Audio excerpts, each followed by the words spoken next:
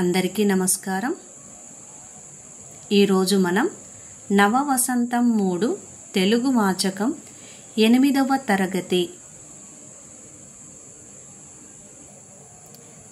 తెలుగు పుస్తకంలో 5వ పాఠము శతకసుధ 5వ పాఠము శతకసుధలో మనము పదజాల వినియోగం నేర్చుకున్నాము.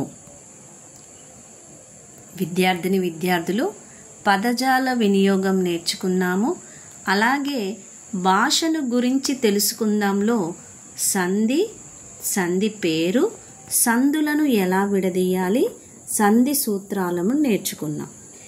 ఈరోజు మనము క్రింది విగ్రహ వాక్యాలకు సమాస పదాలు రాసి సమాసం పేరు రాయండి అని ఇవ్వబడినటువంటి విభాగంలో కొన్ని పదాలను చూసుకుందాం.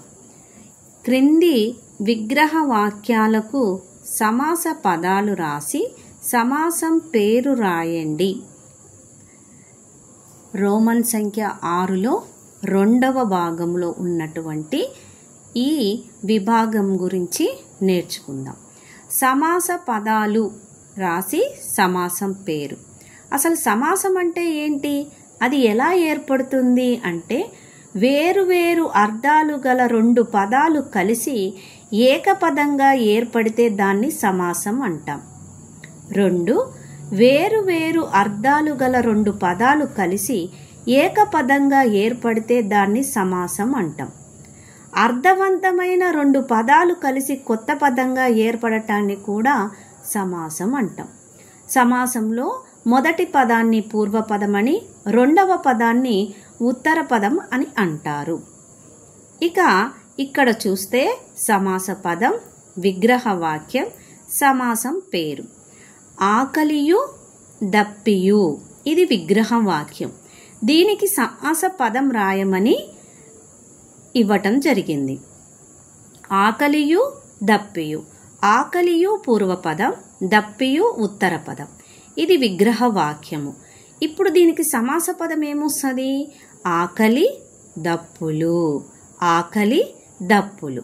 ఇది చూడగానే మనం గుర్తుపట్టాలి, ఇది ద్వంద్వ సమాసం. ఎలా అయింది ద్వంద్వ సమాసం?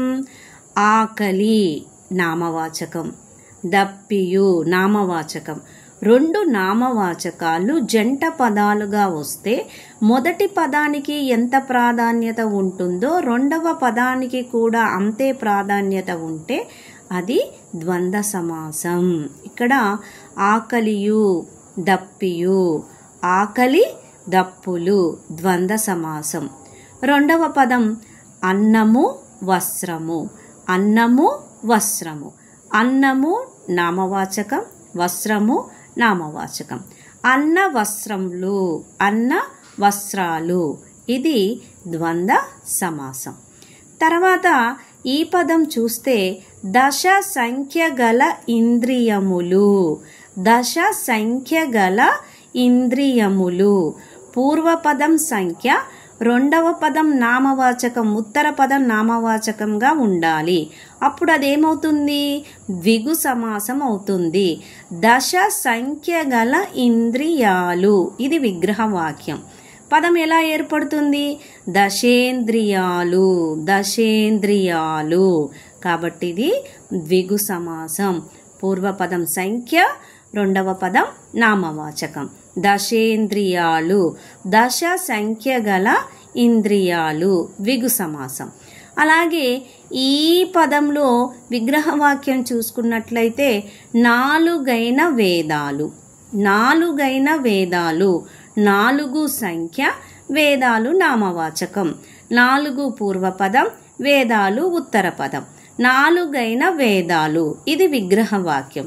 విగ్రహ వాక్యం చూడగానే గుర్తుపట్టాలి, 4 సంఖ్య, వేదాలు నామవాచకం. కాబట్టి 4 వేదాలు సమాస పదం, సమాసం పేరు ద్విగు సమాసం.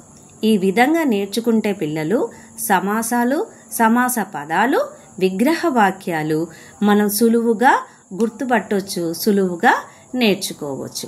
అర్థమైంది కదా పిల్లలు? ధన్యవాదాలు.